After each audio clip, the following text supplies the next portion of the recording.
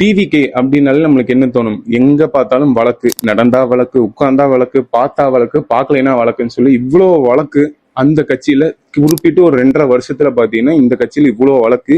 So அதை மீறி 2026 தேர்தலில் பாத்தீங்கன்னா அவங்க 233 தொகுதியில பாத்தீங்கன்னா களமிறங்கினாங்க. சோ அதுல விஜய் அவர்கள் பாத்தீங்கன்னா 2 தொகுதியில போட்டிட்டாங்க. நம்மளுக்கு தெரியும், ஒண்ணு வந்து பெரம்பூர், இன்னொன்னு தான் திருச்சி கிழக்கு.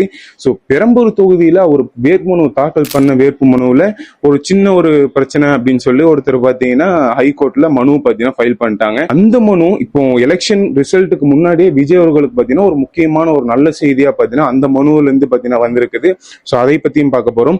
செகண்ட் ரீசனா, இதே எலெக்ஷனை ஒட்டி எலெக்ஷன் கமிஷன் பாத்தீங்கன்னா May 4 அப்படிங்கிற இந்த எலெக்ஷன் ரிசல்ட் டேட்ல ஒரு முக்கியமான ஒரு நியூஸ் பாத்தீங்கன்னா வெளியிட்டு இருக்காங்க. இப்படிதான் இருக்கும் அப்படிங்கிற மாதிரி ஒரு நியூஸ் பாத்தீங்கன்னா வெளியிட்டு இருக்காங்க.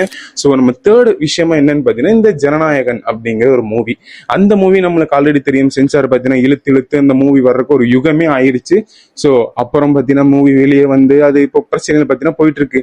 இப்போ சிபிஎஸ்இ சைட்ல இருந்து ஒரு சின்ன ஒரு விஷயத்த பாத்தீங்கன்னா சொல்லியிருக்காங்க. அது மட்டும் இல்லாம ஜனநாயகன் மூவியை இப்போ ஸ்ட்ராங் ரூம் அப்படின்னு நம்ம சொல்லுவோம். இந்த எலெக்ஷன் இந்த இவிஎம் மிஷின் எல்லாம் கொண்டு போய் வைக்கிற ஒரு ரூம், அங்க ஒருத்தன் பாத்தீங்கன்னா கள்ளத்தனமா அந்த படத்தை பாத்தீங்கன்னா பார்த்து அதை எடுத்து பாத்தீங்கன்னா இணையதளத்துல பாத்தீங்கன்னா பதிவிட்டு இருக்கிறேன். அது என்ன ஏதுன்னு சொல்லி நம்ம இந்த வீடியோல இந்த 3 விஷயத்த உங்களுக்கு நான் ஃபுல் அண்ட் ஃபுல்லி எக்ஸ்பிளைன் பண்ண போறேன். ஸ்டார்ட் பண்ணுவோமா? வணக்கம், நான் Vignesh and welcome back.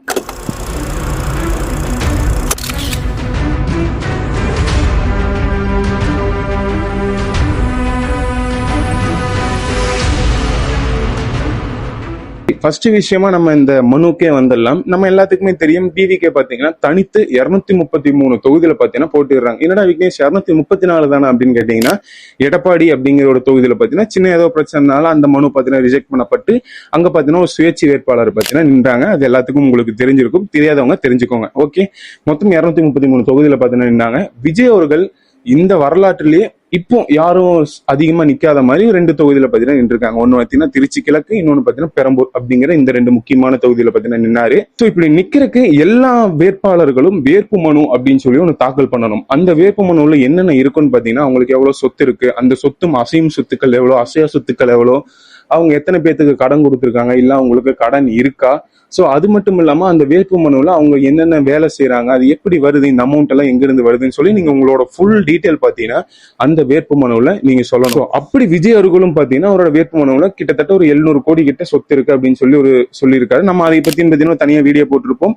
So அதுல நிறைய விஷயம் பாத்தீங்கன்னா சொல்லியிருக்காங்க. அதுல ஒரு முக்கியமான விஷயம் பாத்தீங்கன்னா இவங்க கண்ணுக்கு மாட்டிருச்சு. என்னன்னு பாத்தீங்கன்னா, அவருடைய மனைவியான சங்கீதா அவர்களுக்கு கிட்டத்தட்ட 12.6 கோடி ரூபாய் கடன் அப்படிங்கிற ஒரு விஷயத்த பாத்தீங்கன்னா அவர் எழுதியிருந்தாரு.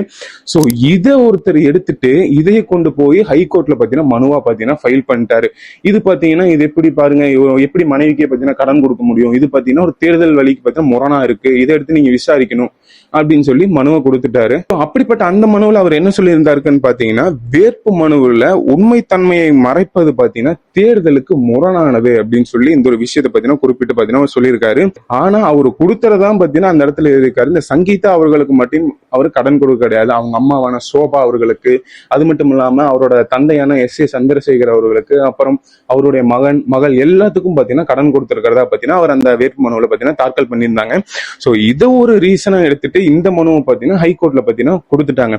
சோ இதை விசாரிச்ச ஹைகோர்ட் என்ன சொல்லிட்டாங்க அப்படின்னு சொல்லி பாத்தீங்கன்னா, இல்ல இந்த மனுல நாங்க விசாரணைக்கு எடுத்துக்க முடியாது, இந்த மனுவை பாத்தீங்கன்னா நாங்க தள்ளுபடி பண்றோம் அப்படின்னு சொல்லி நேத்து பாத்தீங்கன்னா ஒரு நியூஸ். இந்த மனுவை போட்டது யாருன்னா, பெரம்பூர்ல ஒரு வாக்காளரா இருக்கிற வெங்கடேஷ் அப்படிங்கிற ஒருத்தர் பத்தி மனுவை பாத்தீங்கன்னா தாக்கல் பண்ணியிருக்காரு. சோ இதுக்கு முன்னாடி இதே மாதிரி இதன் ரிலேட்டடா இன்னொரு மனுவும் பாத்தீங்கன்னா இதே ஹைகோர்ட்ல பாத்தீங்கன்னா தாக்கல் பண்ணப்பட்டுச்சு. அந்த மனுவும் பாத்தீங்கன்னா தள்ளுபடி ஆகி அதுக்கப்புறம் இந்த மனு மறுபடியும் போய் விசாரணைக்கு போகும்போது இல்ல அந்த மனுவே தள்ளுபடி ஆயிருச்சு, இது பாத்தீங்கன்னா செல்லாது, இந்த மனுவும் நாங்க தள்ளுபடி பண்றோம்னு சொல்லி ஹைகோர்ட் ஜட்ஜ் பாத்தீங்கன்னா சொல்லிட்டாங்க. சோ இது ஒரு முக்கியமான ஒரு விஷயம் பாத்தீங்கன்னா விஜய் அவர்களுக்கு ஒரு நல்ல செய்தின்னு கூட நம்ம சொல்லலாம். எலெக்ஷனுக்கு முன்னாடி ஒரு நல்ல செய்தி அப்படின்னு கூட சொல்லலாம்.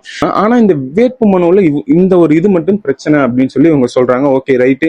ஆனா சில பேர் இதே மாதிரி வேட்பு மனு தாக்கல் பண்றவங்க, என்கிட்ட கார் இல்ல, அது இல்ல, இது இல்ல, என்கிட்ட பாத்தீங்கன்னா கையில அமௌண்ட் கம்மியா தான் இருக்குன்னு சொல்லி நிறைய பேர் வேட்பு மனு தாக்கல் பண்ணியிருக்காங்க. உங்களுக்கும் பாத்தீங்கன்னா நியூஸ் வந்திருக்கும். சோ அந்த வேட்பு மனுவில் நம்ம பார்த்தோம்னா பண்ணோம்னா அவங்க வருமானத்தை எடுத்து நம்ம கூட்டினாலே அதுவே பாத்தீங்கன்னா லட்சக்கணக்கில் கோடி கணக்கில் பாத்தீங்கன்னா கொண்டு போய் நிற்கும். ஆனா தன் கையில பாத்தீங்கன்னா சில சொப்பம் காசு தான் இருக்கு, அது மட்டும் இல்லாம என்கிட்ட காரே இல்லை அப்படின்னு சொல்லி நிறைய பேர் பாத்தீங்கன்னா வேட்புமனு எல்லாம் தாக்கல் பண்ணாங்க. அது உங்களுக்கும் தெரியும்.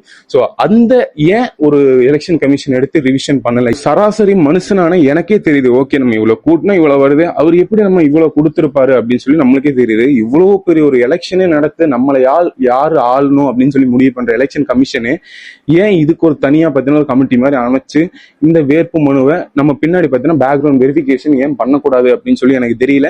சோ இது பண்ணணும் அப்படின்னு சொல்லி நம்ம ஒரு தேர்தல் ஆணையர்கிட்ட ஒரு கோரிக்கை மாதிரி வச்சுக்கலாம். Okay right. இப்ப நம்ம செகண்ட் விஷயம் என்ன அப்படின்னு சொல்லி பாத்தீங்கன்னா, இதே எலெக்ஷன் கமிஷன் ஒரு முக்கியமான ஒரு அனௌன்ஸ்மெண்ட் பாத்தீங்கன்னா நேத்து பாத்தீங்கன்னா வெளியிட்டு இருக்காங்க. நம்ம எல்லாத்துக்குமே தெரியும், இந்த 2026 எலெக்ஷன் ரிசல்ட் பாத்தீங்கன்னா May 4 நீங்க எல்லாரும் காத்துட்டு இருப்பீங்க தெரியும். நானும் பாத்தீங்கன்னா ஈகர்லி வெயிட்டிங். சோ ஏன்னா போன எலெக்ஷன் அப்படிங்கிறது வேற, இந்த எலெக்ஷன்ல பாத்தீங்கன்னா மொத்தம் ஒரு 4 முனை போட்டி. சோ 4 பேருமே ஸ்ட்ராங் கண்டஸ்டன்ஸ், அதுல நம்ம எந்த ஒரு தவறுதலும் சொல்ல முடியாது. ஆனா இந்த 85% அப்படிங்கிறது வரலாற்றிலேயே மிகப்பெரிய ஒரு மைல் ஸ்டோனை பாத்தீங்கன்னா நம்ம தமிழ்நாடு பாத்தீங்கன்னா அச்சீவ் பண்ணிருக்கு. இந்த 85% எப்படி 4 பேத்துக்கு பிரியுது அப்படின்னு சொல்லி பாக்குறது பாத்தீங்கன்னா இந்த May 4. சோ இந்த May 4 ஒட்டி எலெக்ஷன் கமிஷன் என்ன சொல்லியிருக்காங்கன்னு சொல்லி பாத்தீங்கன்னா, May 4 4ஆம் தேதி காலையில 8 மணிக்கு பாத்தீங்கன்னா எலெக்ஷன் கவுண்டிங் பாத்தீங்கன்னா நாங்க ஆரம்பிச்சிருவோம். அந்த 8 மணி ஃபர்ஸ்ட் எடுத்தோன்னே இந்த இவிஎம் மிஷினை நாங்க தொட மாட்டோம். இந்த தபால் வாக்குகள் அப்படின்னு சொல்லி ஒன்று இருக்கு. இந்த தபால் மூலியமா நம்ம போஸ்ட் மூலியமா வாக்கு போடுறது. ஸோ அந்த வாக்குகளை நாங்க பாத்தீங்கன்னா ஃபர்ஸ்ட் எடுத்து என்ன போறோம் அப்படின்னு சொல்லி தேர்தல் கமிஷன் பாத்தீங்கன்னா சொல்லியிருக்கிறாங்க. ஸோ ஒரு 8ல இருந்து 8:30 முடியும் பாத்தீங்கன்னா நாங்க என்னவும் 8:30க்கு மேல பாத்தீங்கன்னா இவிஎம் மிஷின் மேல கை வைப்போம் அப்படின்னு சொல்லி எலெக்ஷன் கமிஷன் பாத்தீங்கன்னா போட்டிருக்காங்க. இந்த 234 தொகுதிக்கும் 234 இடத்துல வாக்கு எண்ணுவாங்களான்னு கேட்டீங்கன்னா அதுக்கும் பாத்தீங்கன்னா அவங்களோட ரீசன் சொல்லிருக்காங்க. கிட்டத்தட்ட ஒரு 62 வாக்கு எண்ணிக்கை மையம் பாத்தீங்கன்னா நாங்க ஓபன் பண்ண போறோம். இந்த 234 தொகுதிக்கும் இந்த 62 வாக்கு மையங்கள் தான் பாத்தீங்கன்னா ரிசல்ட்டை பாத்தீங்கன்னா அனௌன்ஸ் பண்ண போறாங்க அப்படின்னு சொல்லி எலெக்ஷன் கமிஷன் பாத்தீங்கன்னா சொல்லியிருக்காங்க. இதுல நம்ம எல்லாரும் பாத்தீங்கன்னா நம்ம எல்லாம் போய் ஓட்டு போட்டிருப்போம். ஆனா இந்த எலெக்ஷன் டியூட்டில இருந்தவங்க எப்படி ஓட்டு போட்டிருப்பாங்கன்னு கேட்டீங்கன்னா அவங்களும் இந்த தபால் வாக்கு மூலியமா போட்டிருப்பாங்க. கிட்டத்தட்ட ஒரு 3,60,000 பேர் பாத்தீங்கன்னா ஃபைனல் பண்ணி நீங்க ஓட் பண்ணலாம் அப்படின்னு சொல்லி எலெக்ஷன் கமிஷன் பாத்தீங்கன்னா சொல்லியிருக்காங்க. எப்படி யாரு அப்படின்னு கேட்டீங்கன்னா இந்த எலெக்ஷன் டியூட்டில இருந்தவங்க. அதுல கிட்டத்தட்ட பாத்தீங்கன்னா ஒரு 2.25 லட்சம் பேர் பாத்தீங்கன்னா தபால் வாக்கு மூலியமா ஓட்டு அளிச்சிருக்காங்க அப்படின்னு சொல்லி எலெக்ஷன் கமிஷன் சொல்லப்படுது. சோ மிச்ச பேர் பாத்தீங்கன்னா அந்த ஓட் ஸ்லிப் வாங்கிட்டு போய் அங்க இருக்கிற பூத்திங்லயே பாத்தீங்கன்னா ஓட் பண்ணிருக்காங்க அப்படின்னு சொல்லி எலெக்ஷன் கமிஷன் சொல்ல போறாங்க. சோ கிட்டத்தட்ட நம்ம பார்த்தோம்னா May 4 காலையில 8 மணிக்கு எலெக்ஷன் ரிசல்ட் என்ற வேலை பாத்தீங்கன்னா ஸ்டார்ட் ஆயிரும். ஃபர்ஸ்ட் 8 to 8:30 தபால் வாக்கு, 8:30 மணிக்கு மேல பாத்தீங்கன்னா இவிஎம் மிஷின். உங்களுக்கு புரிஞ்சிருக்கும்னு நினைக்கிறேன். தேர்ட் விஷயம் இந்த ஜனநாயகன் அப்படிங்கிற ஒரு இஷ்யூ. இது பாத்தீங்கன்னா ஒரு வருஷமா போயிட்டு இருக்கிற ஒரு இஷ்யூ. ஒரு படம் ரிலீஸ் ஆகிறதுக்கு ஒரு இவ்வளவு வருஷம் அப்படின்னு சொல்லி நம்ம கேள்விப்பட்டிருக்கவே மாட்டோம். ஒரு படம் மேக்கிங் பண்றது வருஷக்கணக்கு ஆயிருக்கும் அப்படின்னு சொல்லி வேணா கேள்விப்பட்டிருப்போம். ஆனா ஒரு படத்துக்கு சென்சார் கிடைச்சு அது ரிலீஸ் பண்றதுக்குள்ள இவ்வளோ ஒரு பிரச்சனை வரும் அப்படின்னு சொல்லி நான் இன்னி வரைக்கும் எந்த படத்துக்கும் பார்த்தது கிடையாது. அப்படிப்பட்ட அந்த படம் பாத்தீங்கன்னா இப்போ சிபிஎஃப்சி சைட்ல ரிவிஷன்ல இருக்குன்னு சொல்லி நம்மளுக்கு எல்லாத்துக்குமே தெரியும். ஸோ அங்க இருக்கிற ரிவிஷன் கமிட்டி என்ன சொல்லியிருக்காங்கன்னா April 24 பாத்தீங்கன்னா ஒரு 2 பேர் படம் பார்த்திருக்காங்க, அந்த ஜனநாயகன் படத்தை பார்த்திருக்காங்க. ஸோ அவங்க என்ன சொல்றாங்கன்னா April 27 அப்போ நாங்க பாத்தீங்கன்னா சொல்லுவோம் இந்த படத்துக்கு சென்சார் சர்டிபிகேட் கொடுக்கலாமா வேண்டாமா அப்படின்னு சொல்லி நாங்க சொல்லுவோம்னு சொல்லியிருக்காங்க. சோ ஆனா இப்போ பாத்தீங்கன்னா 28ஆம் தேதி இந்த வீடியோ எடுத்துட்டு இருக்கேன். ஆனா இன்னி வரைக்கும் எந்த நியூஸும் வரல அப்படிங்கறதான் பாத்தீங்கன்னா ஒரு முக்கியமான ஒரு செய்தி. சோ இதுக்கப்புறம் படம் வந்து அவங்க போய் தியேட்டர்ல பாக்குறதுங்கிறது ஒரு பெரிய விஷயம். ஏன்னா ஆல்ரெடி பாத்தீங்கன்னா படம் லீக் ஆயிருச்சு. சோ அங்க இருக்கிற ஒரு எடிட்டர் மேல பாத்தீங்கன்னா நடவடிக்கை எடுத்துட்டு இருக்காங்கன்னு சொல்லி அந்த படத்துக்கு எக்கச்சக்கமான விஷயம் பிரச்சனை பாத்தீங்கன்னா போயிட்டு இருக்குது. சோ அதுல இது ஒரு பிரச்சனையும் பாத்தீங்கன்னா இப்போ போயிட்டு இருக்கு. அடுத்த விஷயம் என்னன்னு கேட்டீங்கன்னா மறுபடியும் இதே ஜனநாயகன் அப்படிங்கிற இந்த ஒரு இஷ்யூ தான். இது என்னன்னு பாத்தீங்கன்னா சென்னை அண்ணா பல்கலைக்கழகத்துல ஸ்ட்ராங் ரூம் அப்படின்னு சொல்லி ஒரு ரூம் இருக்கு. அதை பார்த்தீங்கன்னா இந்த இவிஎம் மிஷின் எல்லாம் போய் கேரி பண்ணி ஒரு 10 நாளைக்கு பாத்தீங்கன்னா போலீஸ் எல்லாம் வச்சு செக்யூர் பண்ற ஒரு விஷயம் உங்க எல்லாத்துக்கும் தெரியும். அப்படிப்பட்ட ஸ்ட்ராங் ரூமுக்கு கேமரா அப்படின்னு சொல்லி ஒண்ணு வைப்பாங்க. அதை பாத்தீங்கன்னா மானிட்டர் பண்றதுக்கு ஒரு டெக்னிக்கல் ஹெட் பாத்தீங்கன்னா ஒருத்தர் இருப்பாரு. சோ அப்படிப்பட்ட டெக்னிக்கல் ஹெட் யாருன்னு பாத்தீங்கன்னா யுவராஜ் அப்படிங்கிறவர் பாத்தீங்கன்னா ஒரு டெக்னிக்கல் ஹெட்டா பாத்தீங்கன்னா இருக்காரு. சோ அவரு நேத்து என்ன பண்ணிருக்காருன்னு பாத்தீங்கன்னா பின்னாடி பாத்தீங்கன்னா ஃபுல்லும் கேமரால இருந்து அந்த மானிட்டர்ல இருந்து கேமரா தெரியுது அங்க பின்னாடி என்ன நடந்துட்டு இருக்குன்னு. சோ அதுக்கு முன்னாடி ஒரு லேப்டாப்ல ஜனநாயகன் மூவி பாத்தீங்கன்னா வச்சு பாத்துறதும் இல்லாம அதை எடுத்து எக்ஸ்ல பாத்தீங்கன்னா போஸ்ட் பண்ணிட்டாரு. அவரோட ஐடி கார்டும் சேர்த்து பாத்தீங்கன்னா எக்ஸ்ல பாத்தீங்கன்னா போஸ்ட் பண்ணி வச்சிருக்காரு. அவர் யாருன்னு பாத்தீங்கன்னா எலெக்ஷனுக்கு ஒரு ஒப்பந்தம் மூலியமா ஒரு வேலை செய்யற ஒரு ஊழியர் தான் பாத்தீங்கன்னா இந்த யுவராஜ். அங்க இந்த மாதிரி ஒரு விஷயத்த பண்ணி அதை எடுத்து பாத்தீங்கன்னா எக்ஸ்லயும் பாத்தீங்கன்னா பதிவேற்றம் செஞ்சிருக்காரு இந்த யுவராஜ். இந்த யுவராஜ் மேல பாத்தீங்கன்னா ஒரு போலீசார் 4 பிரிவின் கீழ் பாத்தீங்கன்னா வழக்கு பதிவு செஞ்சு நேத்து அரெஸ்ட் பண்ணியிருக்காங்க சென்னையில.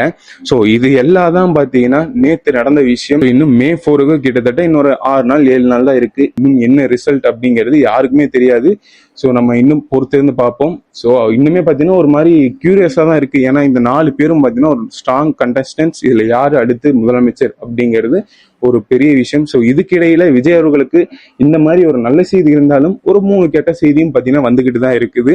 ஸோ அது நம்ம ஒன்றும் சொல்றதுக்கு இல்லை. ஸோ நான் அடுத்து இதே மாதிரி இன்னொரு நல்ல வீடியோவில் உங்களை சந்திக்கிறேன். Until then bye from Vignesh. Bye.